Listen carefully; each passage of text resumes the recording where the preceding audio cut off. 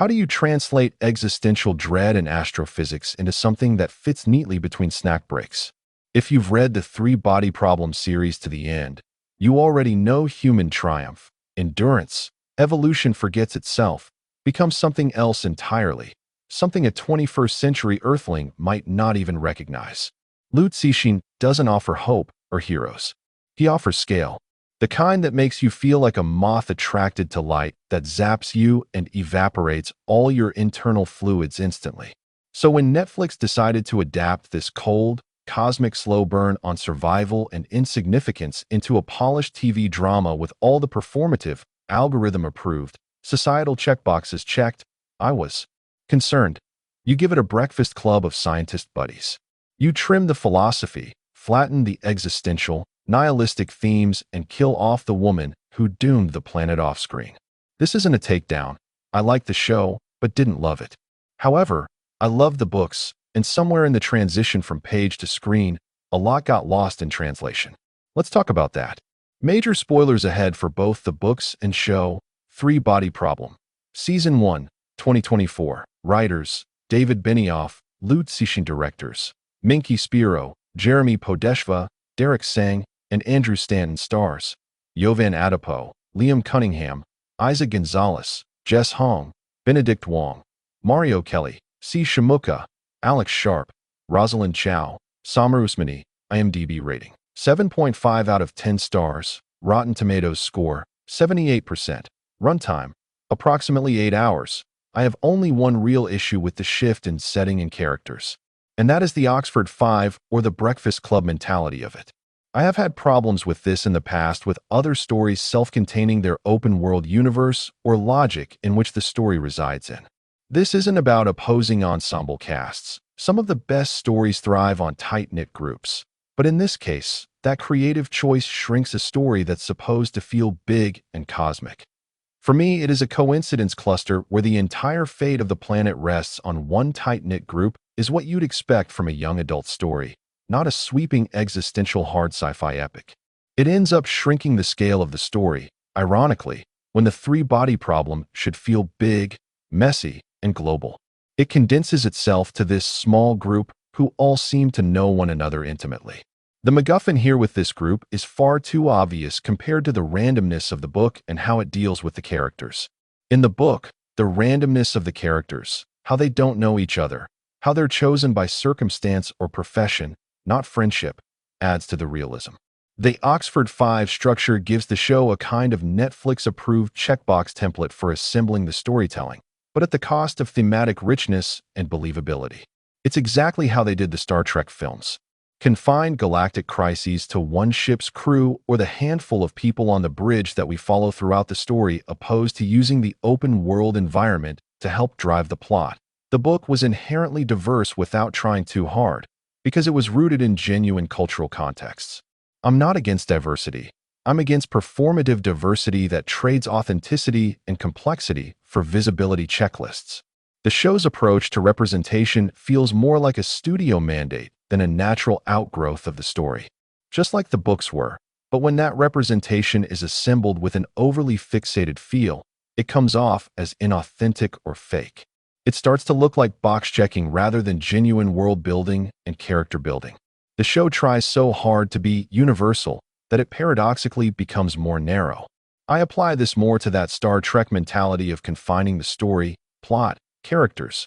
I thought it was weird they shifted characters too. They all know each other, all came up together, all have a unique and important part in the plot.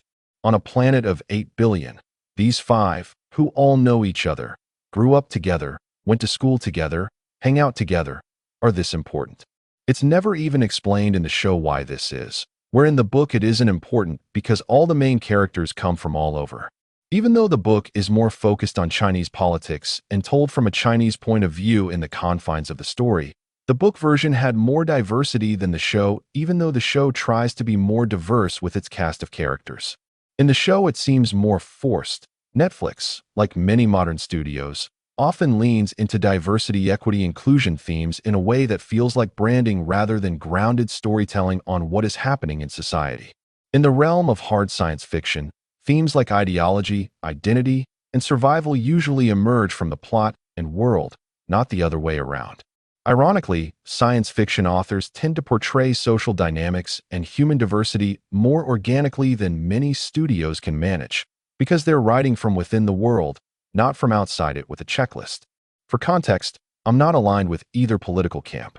I don't buy into a lot of progressive dogma when it contradicts logic, law, or biology, but I also don't support turning every critique into a culture war skirmish.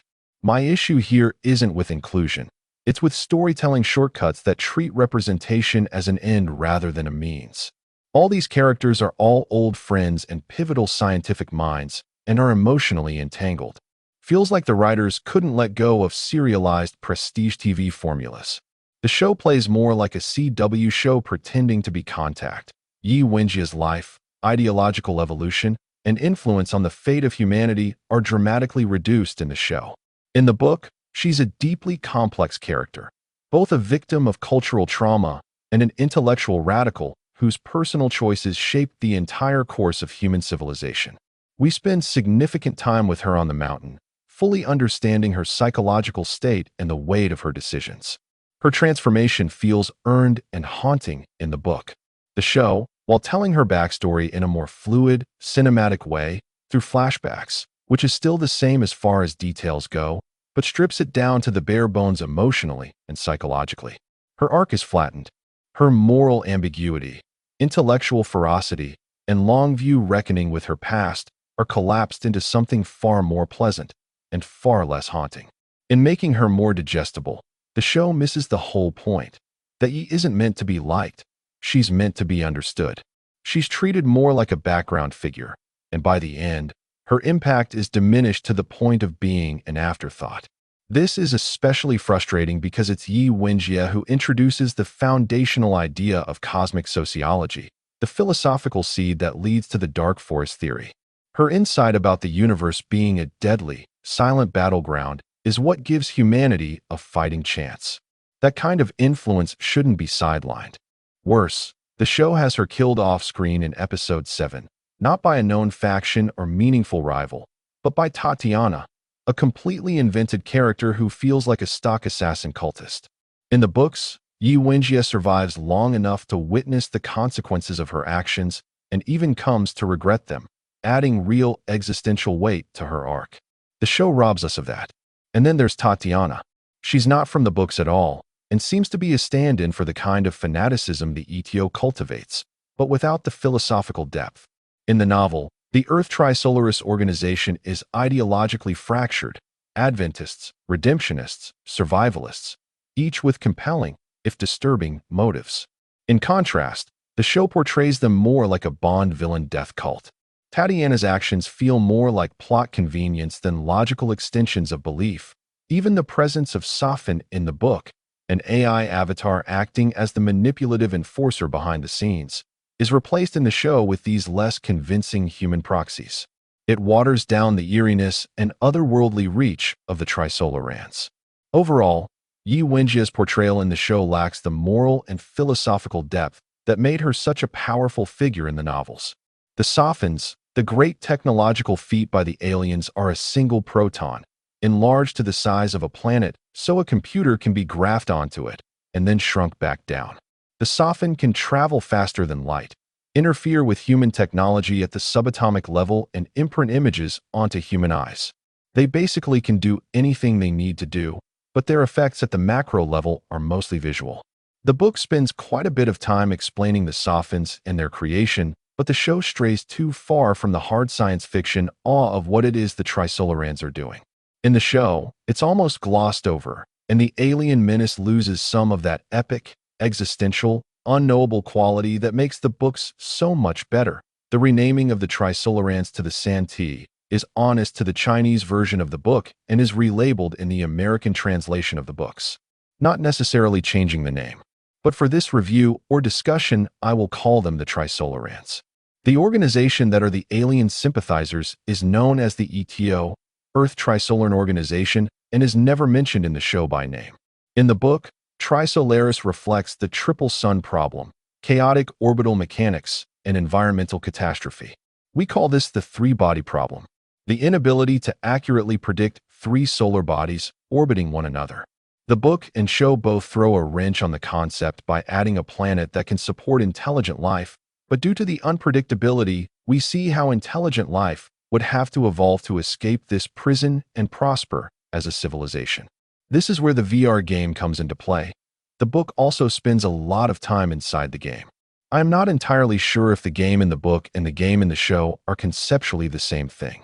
In the show, to me, it seems like a recruitment tool for the Trisolaran sympathizer group on Earth. In the book, it feels more like Trisolarans want humans to understand them. I am not entirely sure if in the book and the show, if the Trisolarans are wanting to consume humanity from the start or not. In the show, it seems like the aliens want to work with humans, but once they learn of how humanity really is, with dishonesty and malice as an integral part of our civilization, they turn into wanting to wipe out most of humanity. In the book, the Trisolarans want to keep some alive as a human-like zoo project in Australia centuries later. The Trisolarans are cold and calculating. They see humans as ants, but they're not vengeful. They want survival. The game is a way to explain their difficulty and test human potential. In the show, it does feel more like a recruitment tool, as if they're trying to manipulate rather than educate. Western storytelling, especially for mainstream TV, struggles with the kind of philosophical detachment and subtle emotional current that Chinese literature often embraces. Liu's work doesn't spoon-feed you drama. It reflects on history, suffering, insignificance, and collective fate. This westernized adaptation trades that in for something more character-focused and emotionally relatable, but often feels like it cheapens the stakes. In Liu's work, love is abstracted. People love ideas, humanity, the stars, not just each other. That's part of the appeal. Without reading the books, many viewers will be lost to the more deeper themes. The concepts are too big, and the pacing too jumpy for a cold viewer to fully absorb the stakes. The show definitely lacks the more existential tone of the books, but tries hard in pacing and switching the chronology of the story to make up for this. The show includes scenes that set up the Dark Forest, Book 2, and Death's End, Book 3. It makes it harder to get this right because of the Chinese nature of the original writings. The Chinese tell stories differently. How they handle love, affection, poetry is all different than how the United Kingdom and United States do it. The transition from source material to adaptable Americanized TV show deviates far too much for me to love this. I do like it, and they do a decent job of trying to condense these huge concepts, but I also do not love it for that same reason. While some of the characters from the show are written better than others, other characters, specifically of the Oxford Five, are combinations of characters from the books. You will have 2 or 3 characters that have specific traits show up in the show as one main character. I get this. I don't exactly hate it, but at the same time traits that should be there are not there and traits that are there shouldn't be there. I feel like Saul, who is supposed to be Luo Ji, is written poorly.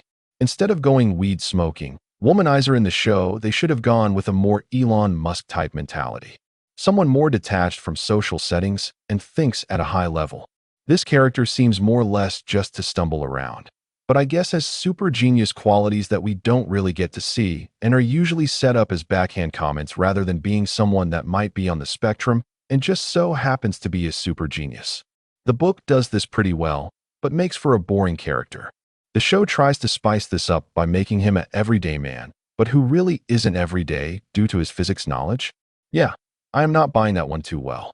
Mike Evans, the radical ETO leader, is totally erased in the show in a sense, or his role is drastically minimized. He was a crucial figure in the book's idea of misanthropic idealism. In the show, he is more like a religious fanatic with money.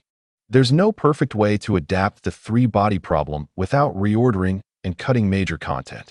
That's not the core issue. The core issue is that the adaptation often misunderstands why things in the book worked so well. It would have been more satisfying to slow down and stick closer to the structure of one book per season, while letting each idea breathe more and only subtly mentioning aspects from the other books to set up future seasons, which they do in the show fairly well. I think it is a pretty good show, but it lacks the existential dread and pacing of the books. Also, that hard science fiction awe is missing, and along with the breakfast club of scientists and main characters, I can only give this a 7 out of 10. It's good by itself, but the book series is great. The series glimpses the dark forest, but it doesn't linger there long enough to feel the fear or the awe. Probably one of the best book series or the best I have ever read. This would have been better served as a mini-series for the 6 2-hour episodes than an 8-episode, 1-hour series we got. I still want to see season 2, but I hope the showrunners recognize the narrative gravity of what they're adapting. If they plan to take on all 3 books, they'll need to commit to the depth, not just the spectacle. There are moments in the later books, especially one involving a storm that doesn't move and a kind of magic born from the wreckage of higher dimensions, that simply can't be filmed in any literal sense. Not because of budget, but because our perception of reality isn't built for that kind of awe. If the series ever gets there, I wonder whether it will hint at that existential impossibility or just render it as another visual effect and move on. While the 4th book is considered canon by the author, it is mostly looked at as fan fiction. But in its defense, it is rare for fan fiction to get a stamp of approval by the original author, creators of the original source material. I have written about 3 Body in the past, but I only just now watched the show in the hopes that I would be interested in it enough to watch season 2. I am. It's good, but it isn't great. It's not cheaply made, but I do not believe on the writing side of this, enough care was taken with the source material. However, it is better than its Chinese counterpart. A 30-hour series just focusing on the 1st book, but heavily edited and recreated for Chinese audiences. I think the reasons would be obvious. Let's not paint the Chinese as creating a human through their own tyrannical government processes that ends up taking it upon herself to destroy all of human through her original reply. Come, we cannot save ourselves. The universe is a dark forest. Every civilization is an armed hunter stalking through the trees like a ghost, gently pushing aside branches that block the path and trying to tread without sound. Even breathing is done with care. The hunter has to be careful because everywhere in the forest are stealthy hunters like him. If he finds other life, another hunter, an angel or a demon, a delicate infant or a tottering old man, a fairy or a demigod, there's only one thing he can do: open fire and eliminate them. In this forest, hell is other people, an eternal threat that any life that exposes its own existence will be swiftly wiped out. This is the picture of cosmic civilization. It's the explanation for the Fermi paradox. Cixin Liu, The Dark Forest, 3 Body Problem. Season 1 versus the Books, by David Angelo Mineo. April 17, 2025, 2,986 words.